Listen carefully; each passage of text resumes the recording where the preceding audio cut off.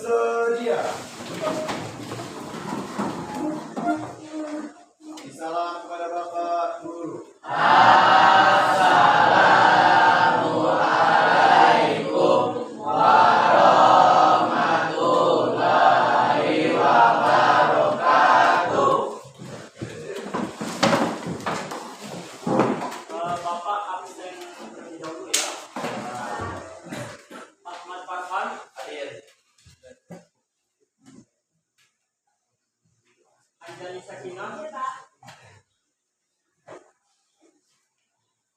Anggia. Hadir, Pak. Amanda Sena. Beni Eliogi. Desi Ratnasari. Hadir, Pak. Ekan Afauzan. Hadir, Pak. Kevin Arinda. Hadir, Pak. Maurel Levija. Hadir, Pak. Muhammad Ramadan. Hadir. Muhammad Rian. Hadir, Pak. Muhammad Capet. Hadir. Resti Putri. Resti Ayu Putri. Rivaldo Pratama. Hadir, Pak. Roni Wiguna. Hadir. Ririn Karen. Stella.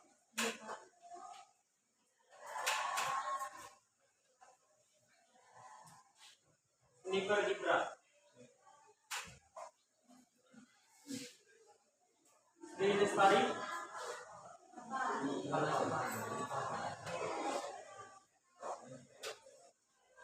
Sahrul. Hadir, Pak. Siska. Septian Giovanni. Hadir, Pak. Wulandari. Yazir Albani. Julian Septa. Yogi Firlianti. Hadir, Pak. Yaskia. Hadir. Aluna Aziza. Hadir, Pak. Ilham Solik. Sakit. Sakit terus, sakit.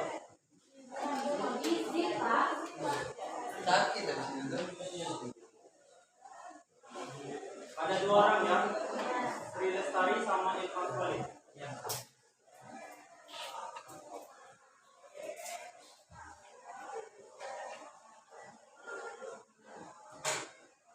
Oke, anak-anak. Pelajaran sebelumnya ada yang masih ingat? Pelajaran tentang apa?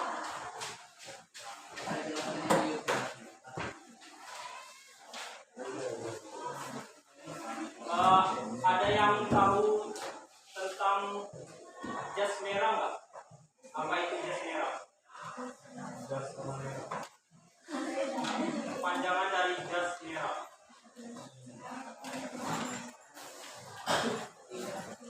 Kalau G30 SPKI, ya, itu sejarah ya, sejarah. Jadi jas merah itu kepanjangannya itu dari Bung Karno, artinya jangan sekali melupakan sejarah. Itu kepanjangan dari jas merah. Baik, kita hari ini akan belajar terkait dengan apa itu sejarah. Nah, mungkin Bapak akan menjelaskan tujuan pembelajaran kita pada hari ini, yaitu peserta didik mampu menjelaskan dan menyajikan hasil mengidentifikasi informasi teks cerita sejarah. Peserta didik dapat menjelaskan dan menyajikan hasil identifikasi.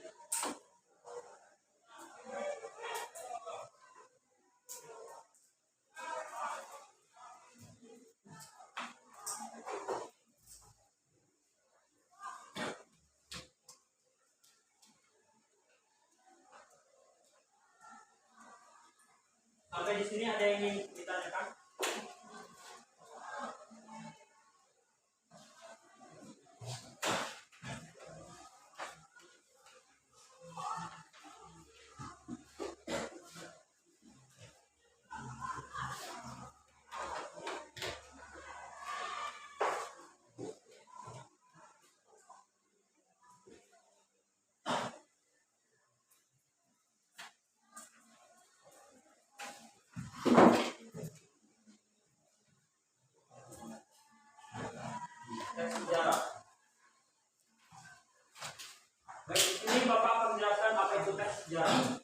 sejarah merupakan teks yang mengisahkan tentang fakta, peristiwa, kejadian, cerita hidup manusia dan dengan menggunakan fakta sejarah sebagai latar terjadinya peristiwa. Jadi Bapak di sini mengambil tadi yang Bapak sudah sampaikan seperti peristiwa G30 SPKI. Nah, itu merupakan sebuah sejarah kelam di Indonesia. Dan itu berisikan tentang sebuah fakta. Fakta berisikan berarti itu benar-benar terjadi di Indonesia pada saat itu. Ada yang tahu kapan terjadinya G30 SPKI? Boleh? 30 September. Ya benar, 30 September. Nah, itu berarti menjelaskan data. Nah, biasanya fakta itu selalu menjelaskan data. Bapak sering kan menjelaskan bahwa fakta itu selalu berkaitan dengan tahun, selalu berkaitan dengan data-data yang itu bahwa itu benar terjadi. Kemudian kalau ada yang mau ditulis boleh ya. Kemudian ada ciri-ciri dari cerita sejarah. Yang pertama itu isinya berupa fakta. Kemudian teks disajikan secara kronologis atau urutan kejadian atau urutan peristiwa. Kemudian ada bentuk teks berupa cerita ulang, recall. Kemudian ada struktur teks orientasi, urutan peristiwa dan reorientasi. Kemudian ada menggunakan kata hubung atau konjungsi temporal. Di sini ada yang ingin ditanyakan? Jadi yang ini isinya berupa fakta. Itu yang sudah Bapak sampaikan tadi biasanya berupa data seperti tadi G30 SPKI itu terjadi pada tanggal 30 September. Kemudian teks disajikan secara kronologis atau urutan kejadian atau urutan peristiwa. Nah, berarti teks cerita sejarah itu berdasarkan urutan kejadiannya. Misalnya kegiatan G30 SPKI itu terjadi di Pulau Jawa ya. Kemudian tanggalnya 30 September. Kemudian ada beberapa jenderal yang terbunuh di sana. Misalnya dia menceritakan kronologis atau kejadiannya secara urutan atau rinci. Kemudian bentuk teks berupa cerita ulang. Contoh. Kemudian kalau berupa cerita ulang itu biasanya ceritanya itu berulang atau kalau misalnya dalam teks cerita sejarah dia mengulas kembali kapan itu terjadinya peristiwa tersebut. Kemudian ada struktur teks, misalnya orientasi. Nah, orientasi ini berupa perkenalan. Kemudian urutan peristiwa berupa isi dari kapan terjadi peristiwa tersebut dan reorientasi. Nah, reorientasi ini berupa pengulangan antara orientasi dan urutan peristiwa. Jadi reorientasi itu berupa kesimpulan dari teks orientasi dan urutan peristiwa. Yang terakhir menggunakan kata hubung atau konjungsi temporal. Kata hubung misalnya dan, sehingga, yang dijelaskan bahwa itu saling berkaitan kalimatnya. Itu boleh anak-anak buka di halaman 7.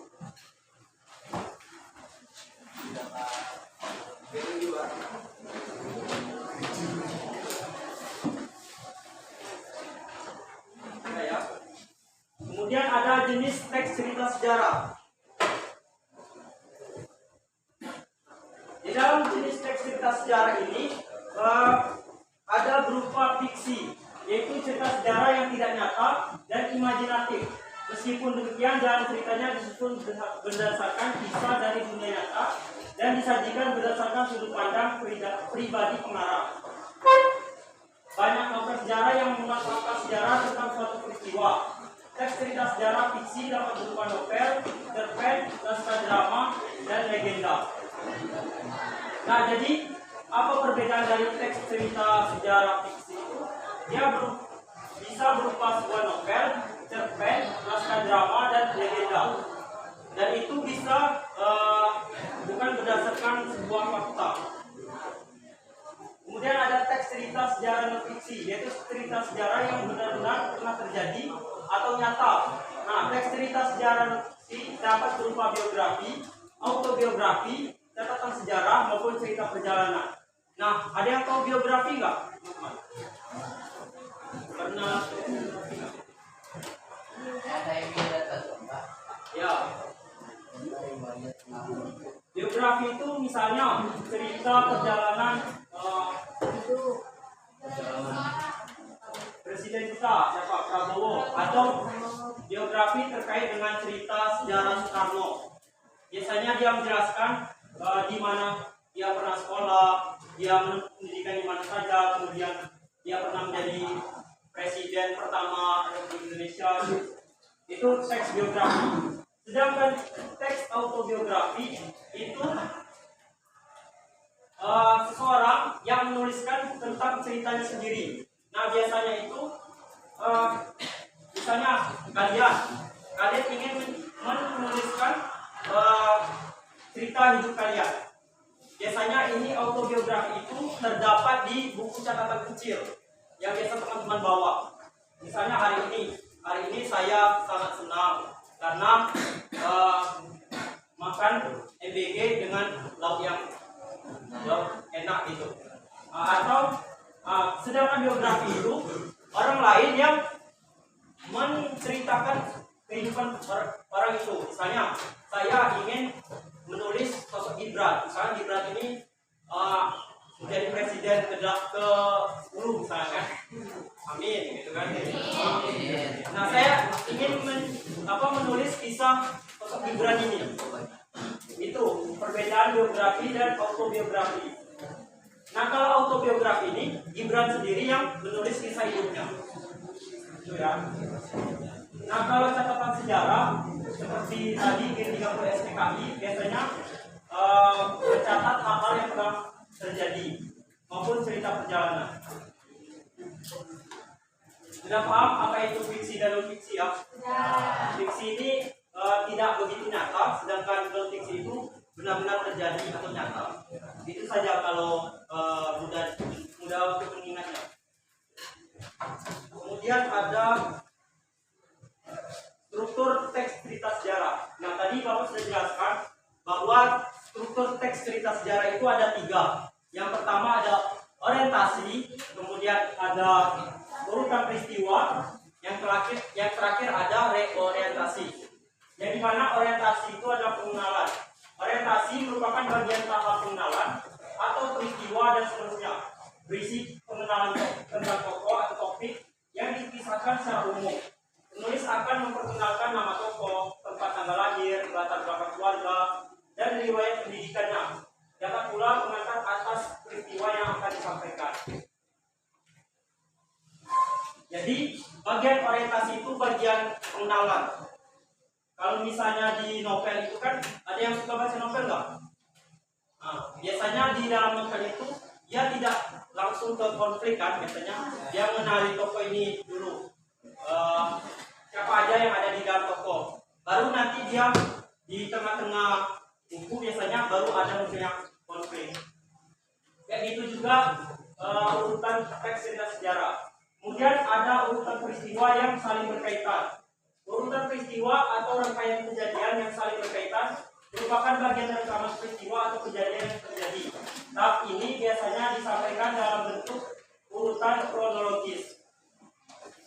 Nah, jadi di urutan peristiwa ini dia menjelaskan lebih detail. Misalnya tadi G30 SPKI itu kan palingan dia di awal-awal tuh di orientasi itu dia cuma mengenalkan saja. Kemudian di urutan peristiwa mungkin dia lebih menjelaskan secara detail bagaimana G30 SPKI itu terjadi. Kemudian yang terakhir adalah reorientasi. Nah, ini merupakan penutup teks dapat berisi akibat, kesimpulan, penilaian, atau opini dan komentar penulis tentang peristiwa sejarah yang diceritakan di dalam teks. Penulis memberikan pandangan yang bersifat komentar, ajakan, atau lainnya yang masih berhubungan dengan cerita sejarah. Reorientasi bersifat opsional sehingga penulis boleh menyatakannya atau tidak. Di bagian reorientasi ini, dia mengulas kembali apa yang dan urut peristiwa. Jadi di orientasi ini dia menyimpulkan kembali sebuah peristiwa itu terjadi. Paham ya? Paham. Kalau ada yang penting boleh dicatat ya.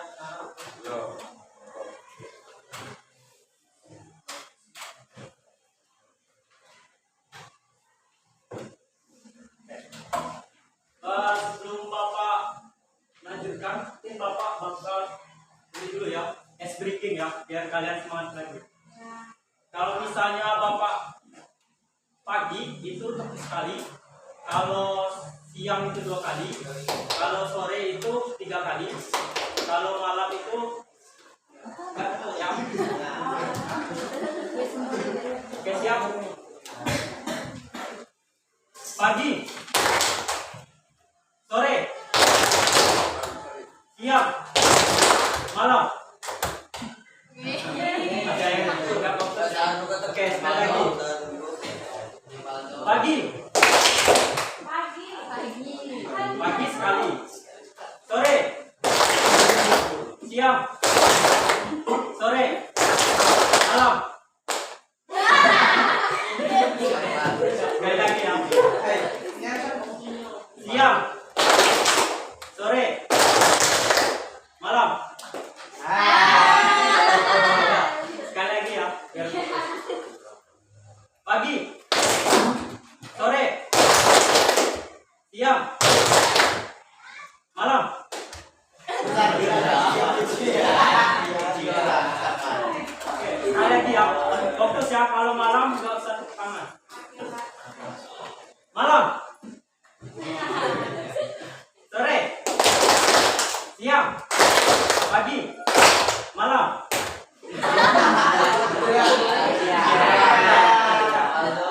Oke, sekarang kita nonton. Simak ya, karena Bapak habis nonton kita bakal kerjakan apa yang ada di video. Jadi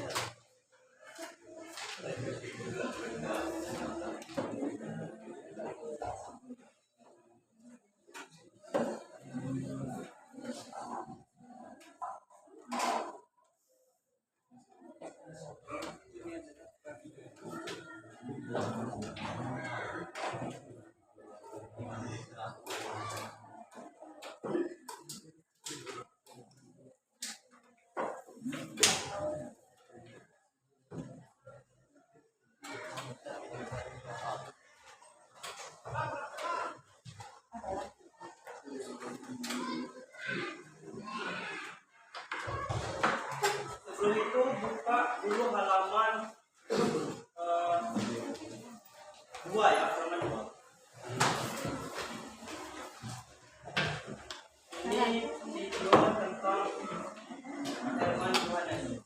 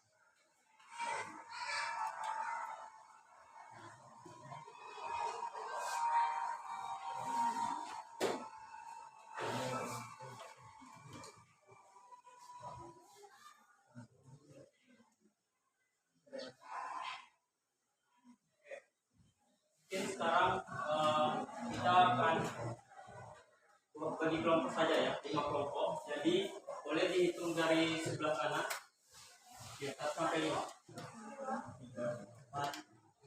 5, 2, 3, 4, 5, 1, 2, 3,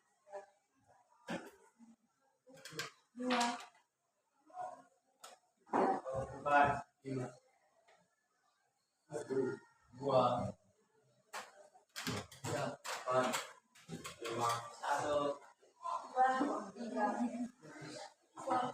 Boleh yang kelompok 1 di sini, 1, kelompok 2 di sana, 2, ini kelompok 3, ini kelompok 4, ini kelompok 5. Boleh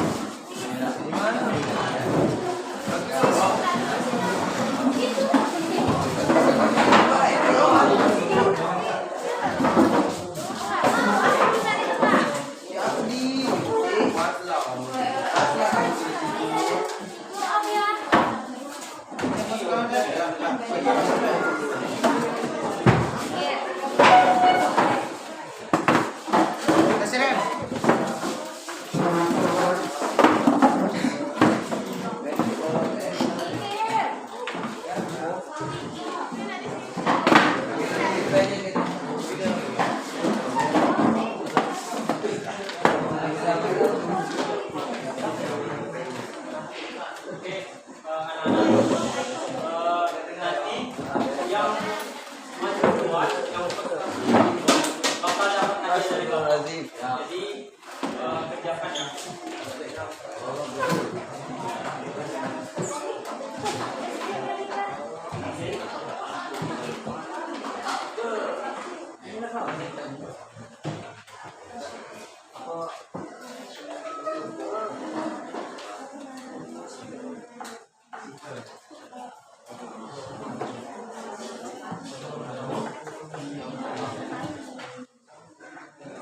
Oke, sebelumnya kita simak videonya sekali lagi ya, biar teman-teman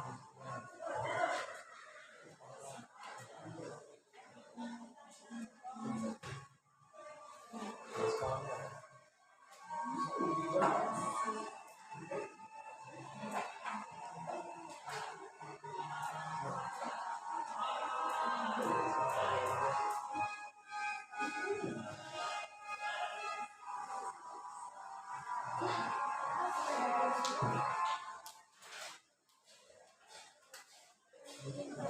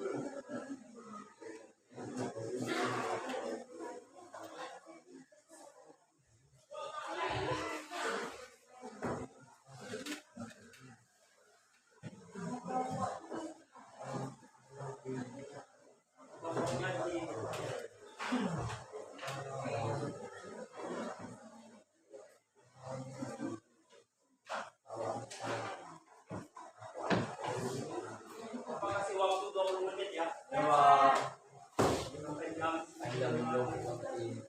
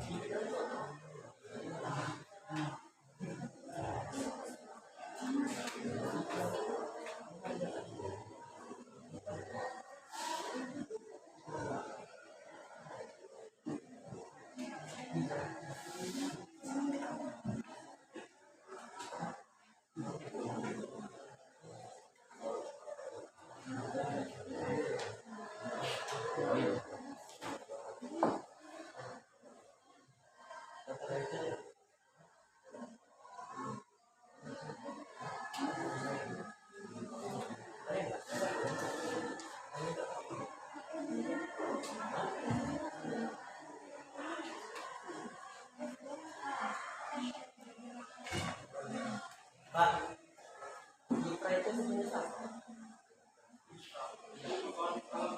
Soal F. Yang E.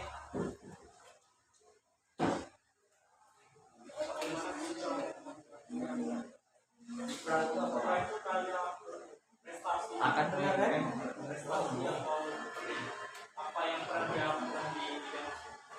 Nah, saya ada. Mungkin ada di teks. Oh, oh. Pasti.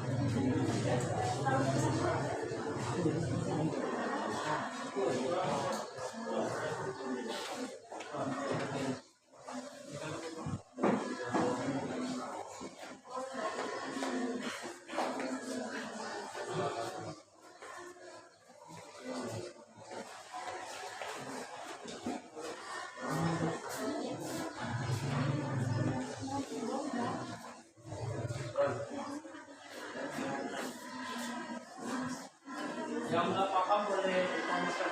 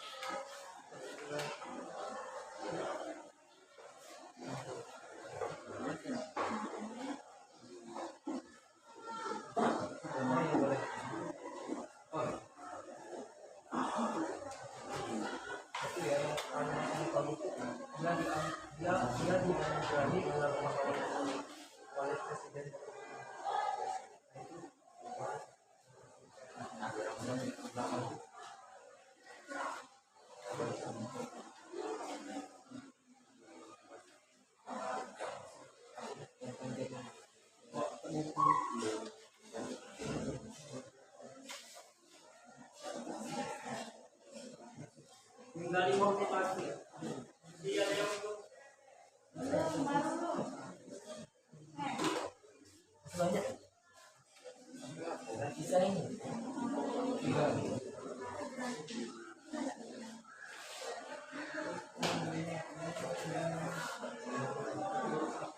Banyak. Yang diskusi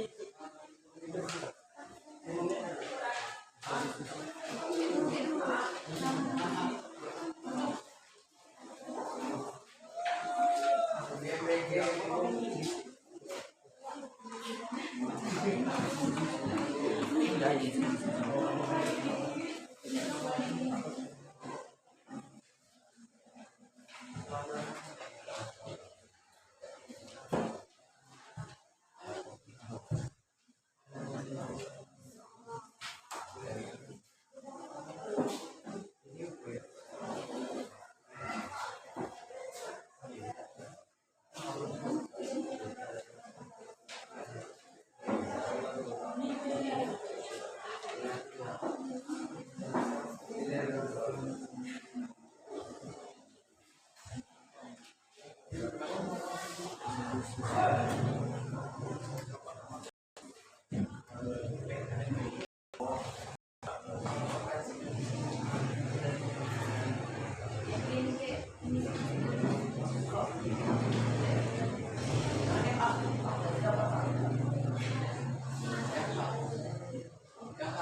waktunya tinggal 2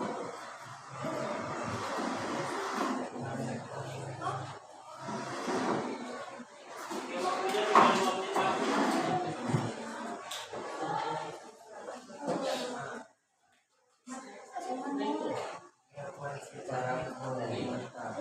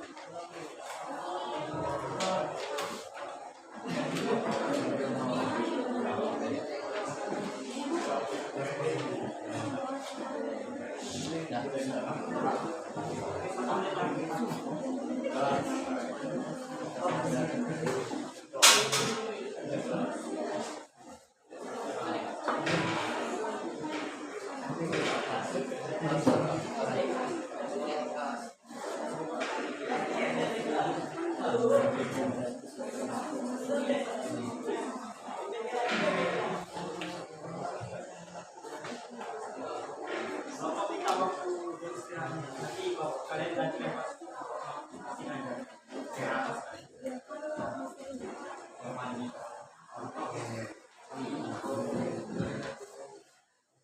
Oke, sudah habis waktunya.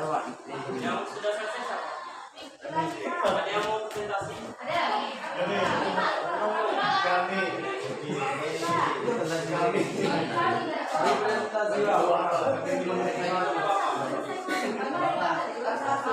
Yo, kami duluan. Kami 10 menit yang lalu. Pak,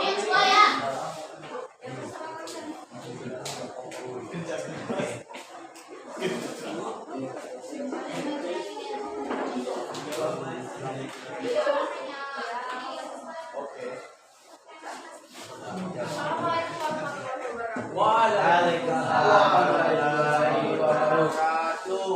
Perkenalkan kami dari kelompok 3, kami akan mempresentasikan hasil dari kerja kelompok kami. Ya. Materi akan disampaikan oleh Mas.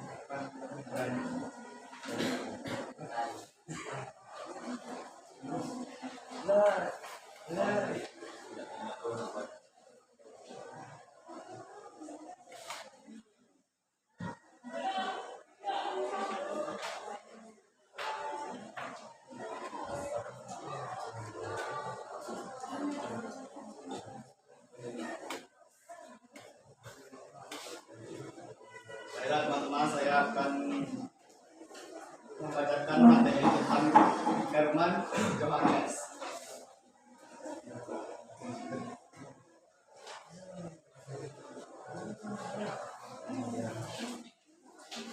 Ayo.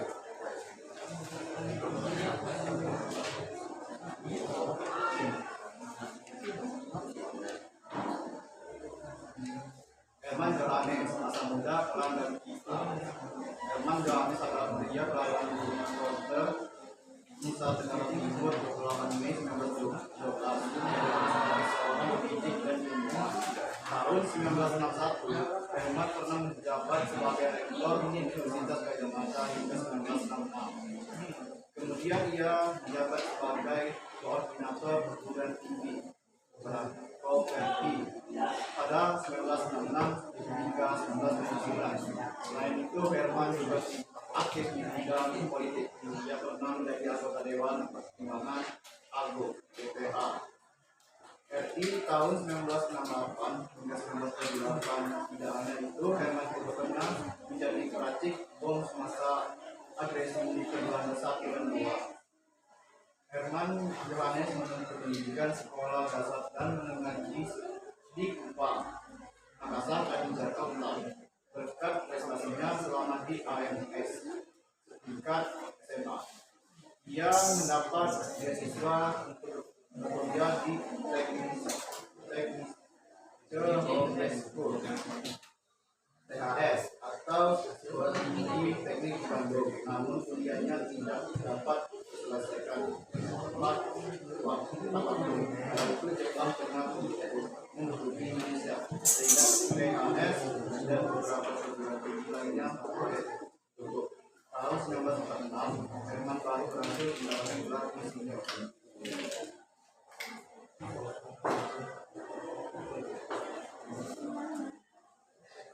Baik, itu adalah materi dari Herman THS. Selanjutnya, pertanyaan akan dibacakan oleh baik teman-teman, jadi saya akan menjawab lembar jawaban yang ada di soal ini. Siapakah Herman Johannes itu? Herman Johannes adalah pria kelahiran Nusa Tenggara Timur 28 Mei 1912. Dia dikenal sebagai seorang pendidik dan ilmuwan. 2D. Apa profesi utama Herman Johannes? Profesinya yaitu sebagai ilmuwan dan pendidik. Yang C. Di mana dan kapan Herman Johannes dilahirkan? Nusa Tenggara Timur 28 Mei 1912. D. Kapan Herman Johannes wafat dan di mana makamnya? Herman Johannes wafat tanggal 17 Oktober 1992 di pemakaman keluarga UGM di Sawit Sare, Yogyakarta.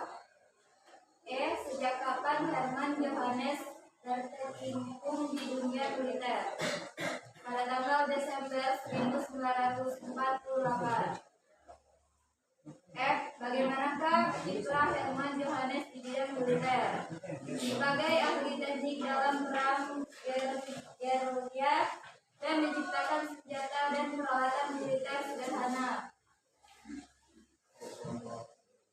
Mengapa Herman Johannes diminta memasang bom di jembatan dan di jembatan kereta api?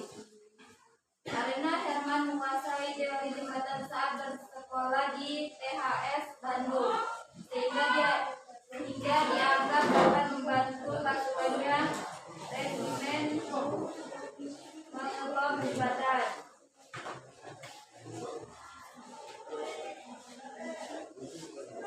Hak, apa keteladanan yang kamu peroleh dari sosok Herman Johannes? Bagaimana kamu menerapkan dalam keseharian? Hasil diskusi kami yaitu A. Kedisiplinan dan kerja keras. Penerapannya, ia menyelesaikan tugas atau pekerjaan tepat waktu, membiasakan belajar atau bekerja secara konsisten setiap hari. B. Kepedulian terhadap masyarakat. Penerapannya, aktif membantu orang lain di sekitar, misalnya lewat kegiatan sosial.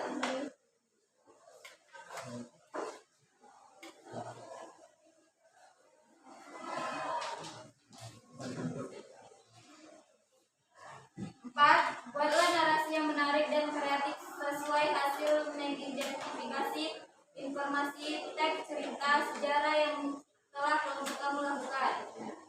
Jawabannya, ia dianugerahi gelar pahlawan nasional oleh Presiden Republik Indonesia tahun 2009.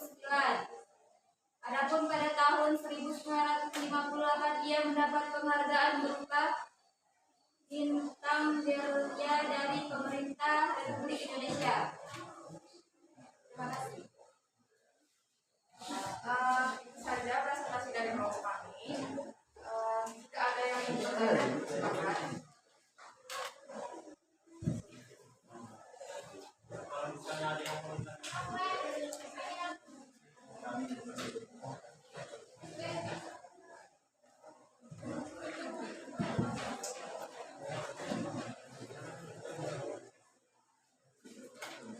Apa itu?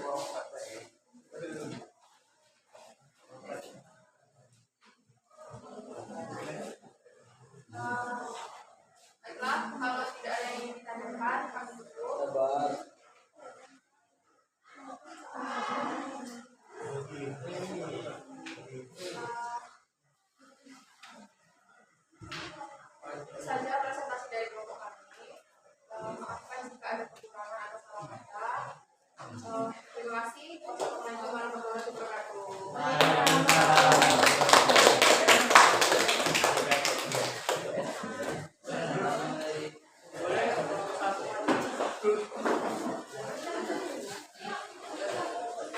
Ada hadiah dari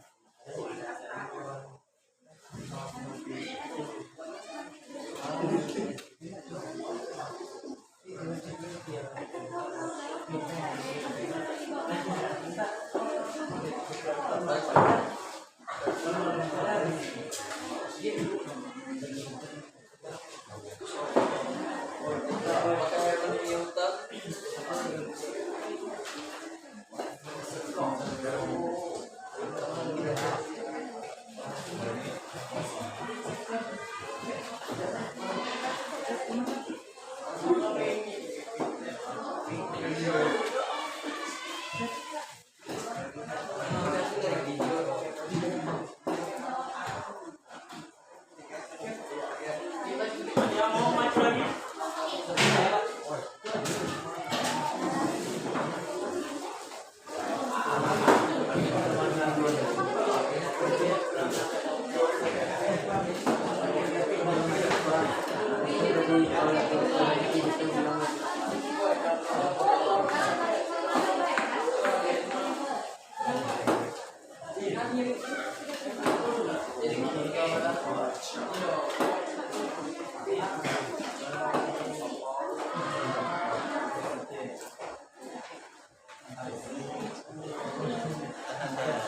Assalamualaikum warahmatullahi wabarakatuh. Selamat pagi teman-teman semua.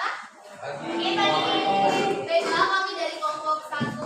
Di sini kami akan membacakan hasil presentasi kami dan kegiatan kami. Yang akan saya serahkan kepada saudara Roni untuk membacakan teks terlebih dahulu. Herman Johannes, masa muda, peran dan kiprah. Herman Johannes adalah pria kelahiran Rot, Nusa Tenggara Timur, 28 Mei tahun 1912. Dia dikenal sebagai seorang pendidik dan ilmuwan. Tahun 1961, Herman pernah menjabat sebagai rektor Universitas Gadjah Mada hingga 1966. Kemudian ia menjabat sebagai koordinator perguruan tinggi Koperti pada 1966 hingga 1979. Selain itu, Herman juga aktif di bidang politik. Ia pernah menjadi anggota Dewan Pertimbangan Agung DPA RI tahun 1968 hingga 1978. Tidak hanya itu, Herman juga pernah menjadi pelatih bom semasa agresi militer Belanda 1 dan 2. Herman Johannes menempuh pendidikan sekolah dasar dan menengah di Kupang, Makassar, dan Jakarta. Berkat prestasinya selama di AMS setingkat SMA, ia mendapatkan beasiswa untuk berkuliah di Hot School atau sekolah tinggi di teknik di Bandung. Namun kuliahnya tidak dapat terselesaikan tepat waktu. Kala itu Jepang tengah menduduki Indonesia sehingga PHS dan beberapa perguruan tinggi lainnya harus ditutup. Tahun 1946 Herman baru berhasil mendapat gelar insinyur. Selagi kuliah, Herman terlibat dalam beberapa kegiatan organisasi. Dia bersama teman-temannya mendirikan Jongeret yang ia ketuai sendiri. Organisasi ini kemudian berganti nama menjadi Konserika disebut PKT. PKT bertujuan untuk memajukan masyarakat Timur.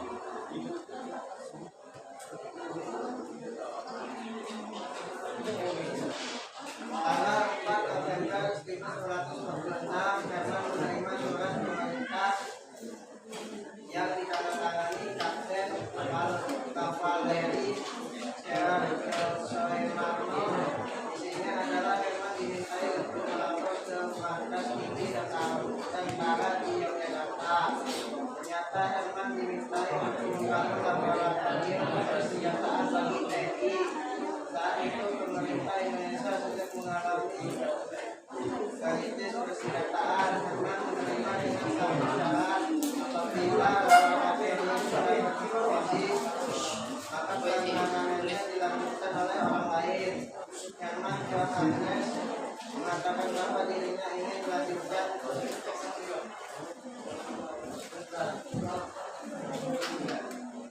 keahlian Herman sebagai seorang fisikawan dan kimiawan. Ternyata berguna untuk memblokade gerak pasukan Belanda selama agresi militer Belanda 1 dan 2. Desember 1948, Lekor Soeharto sebagai komando resimen TNI meminta Herman memasang bom di jembatan kereta api Sungai Progo. Herman menguasai teori jembatan saat bersekolah di CHS Bandung, sehingga dianggap dapat membantu pasukan resimen mengebom jembatan. Herman juga pernah meletakkan jembatan Bogor di atas Sungai Opak, salah satu jembatan antara Yogyakarta, Solo, dan Kalimantan berhasil dihancurkan oleh Herman bersama para taruna akademi militer. Baiklah, berikut adalah teks dari cerita Herman Johannes, dan di sini saya akan menjawab beberapa pertanyaan yang telah dikasih oleh Bapak Nasron. Yaitu, yang pertama pertanyaannya, siapakah Herman Johannes itu? Herman Johannes adalah pahlawan nasional dari EKT Tarusi Tenggara Timur dan juga seorang pendidik dari luar. Yang kedua, apa profesi utama Herman Johannes? Yaitu seorang pendidik dan ilmuwan. Yang ketiga, di mana dan kapan Herman Johannes dilahirkan? Pada di tempat Nusa Tenggara Timur pada 28 Mei 1912. Yang keempat, kapan Herman Johannes wafat dan di mana makamnya? Pada tanggal 17 Oktober 1902 di Yogyakarta. Yang B, sejak kapan Herman Johannes berkecimpung di dunia militer? Pada tanggal 4 November 1946, Herman mulai berkecimpung di dunia militer. Sejak 4 November 1946, dia menerima surat perintah dalam membantu Tentara Nasional TNI membangun laboratorium persenjataan. Kemudian, bagaimanakah kiprah Herman Johannes di bidang militer? Herman Johannes berperan besar dalam membantu perjuangan TNI saat agresi militer Belanda 1 dan 2. Ia mendirikan laboratorium persenjataan di sekolah. Setelah tinggi di Kota Baru untuk membuat bom dan ranjau membantu pasukan.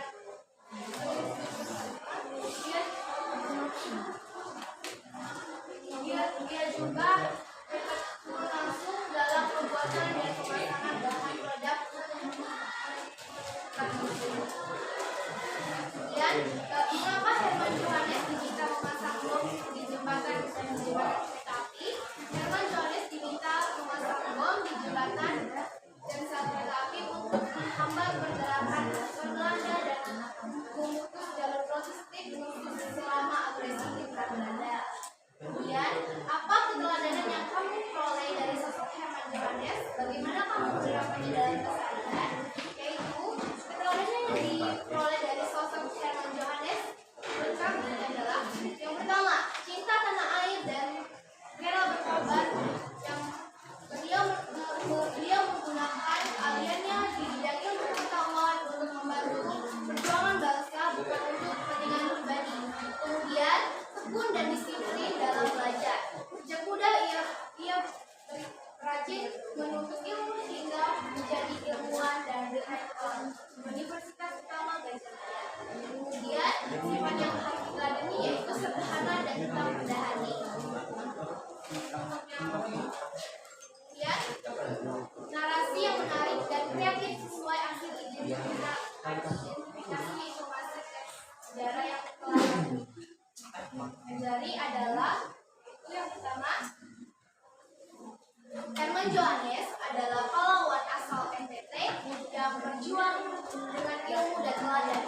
Sejak 4 November 1945, ia menuntut ilmu menjadi membuat bom dan raja untuk membantu pasukan TNI.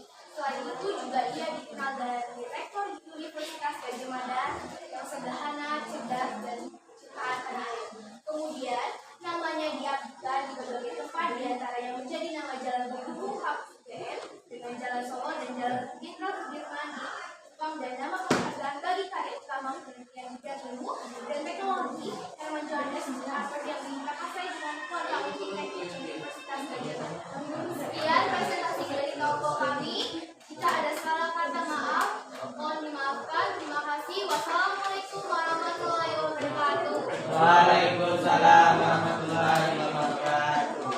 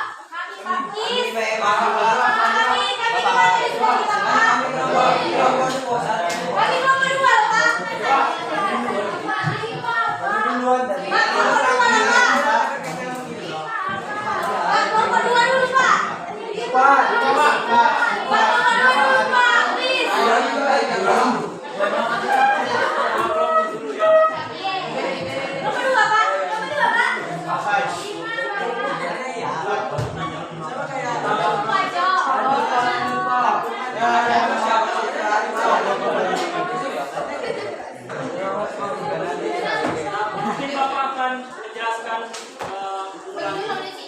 terkait pembahasan kita dari terkait Herman Johannes. Siapa Herman Johannes itu? Yang benar, Herman Johannes pria kelahiran Lotte, Nusa Tenggara Timur. Dia itu seorang pendidik dan ilmuwan. Dia juga pernah menjabat sebagai rektor di universitas. Dan Herman juga pernah menjadi peracik bom semasa agresi militer Belanda yang 1 dan yang 2. Nah, mungkin kalau dari Bapak yang di soal nomor 4 itu narasi yang menarik dan kreatif itu kalian bisa lihat di paragraf terakhir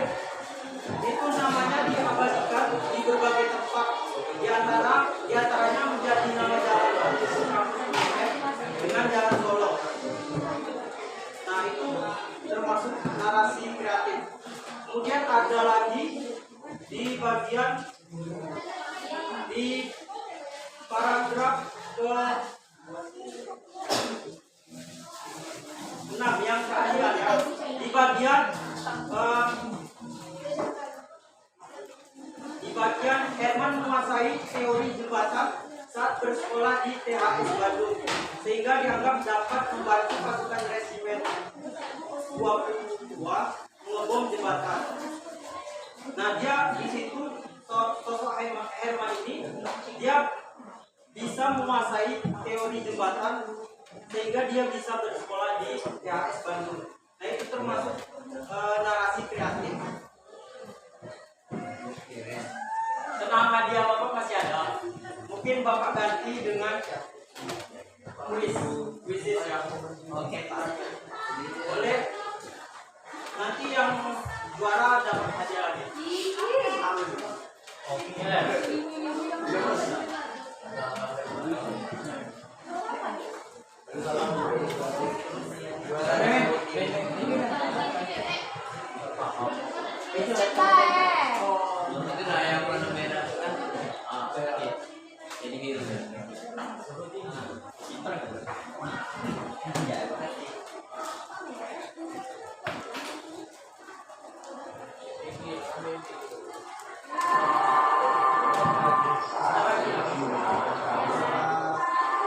Ini untuk evaluasi pembelajaran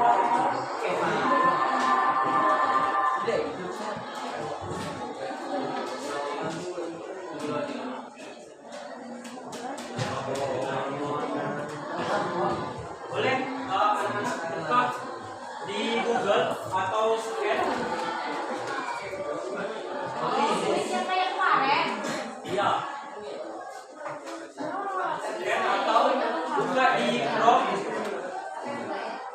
Namanya Quizzes.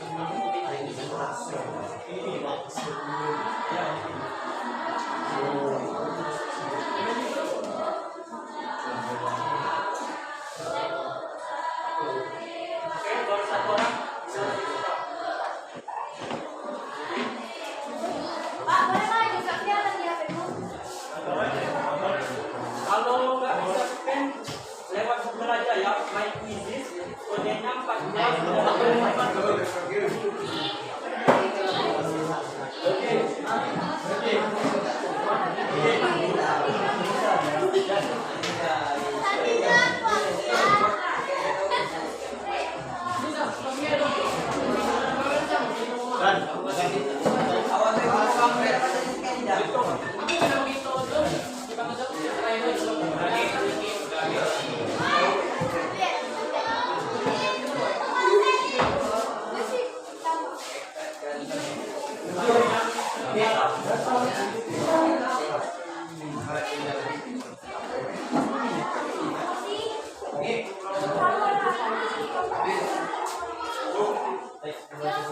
Sudah 12 orang.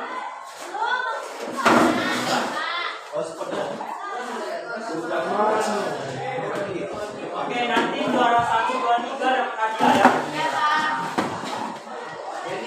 Mau aku bilang peci.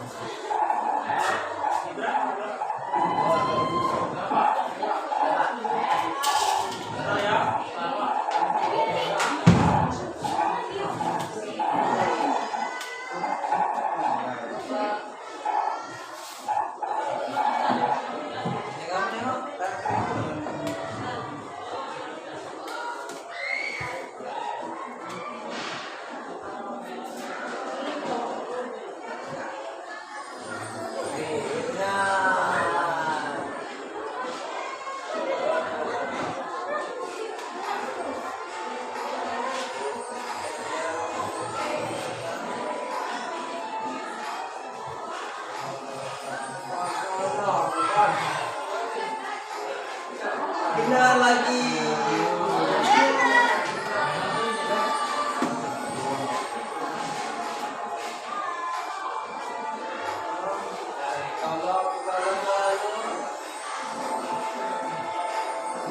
Benar lagi.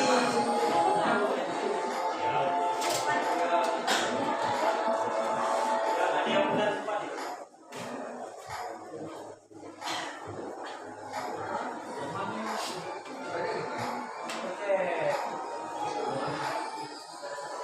Benar lagi enggak.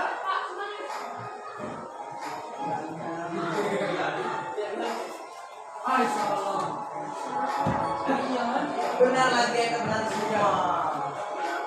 Dia melahirkan kayu. Panas juga enak, Pak.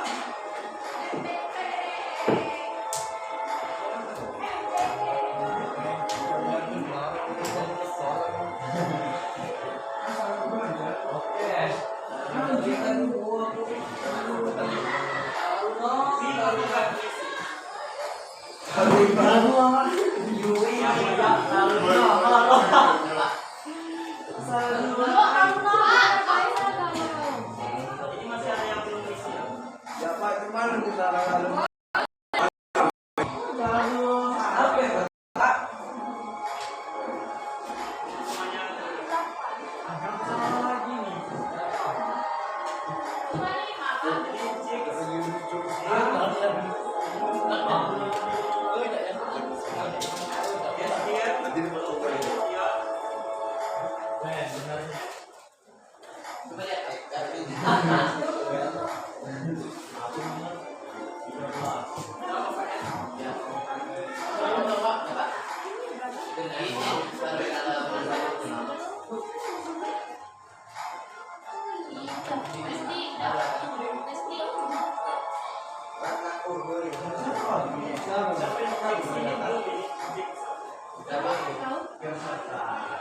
Eka. boleh masuk ke depan ya. Ria, Siska, sama Umumnya. Ya, hai.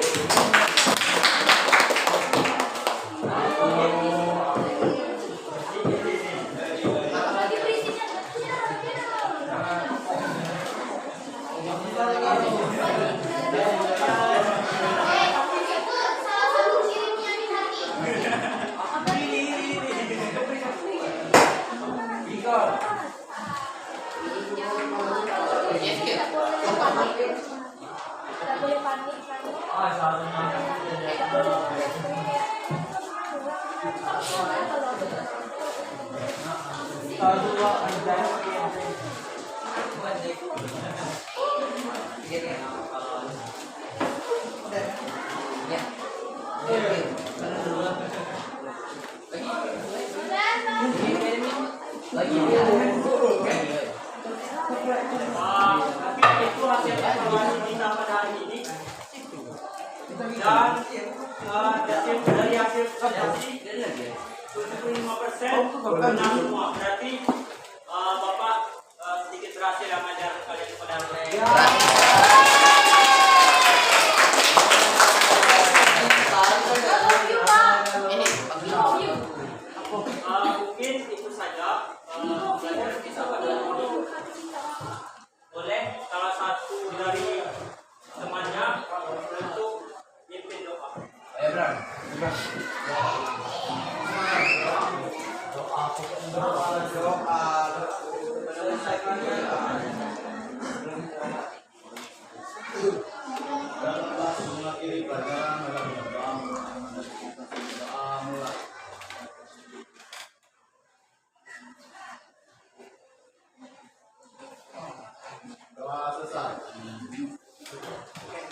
kasih ya anak-anak. Bapak tutup. Assalamualaikum warahmatullahi wabarakatuh.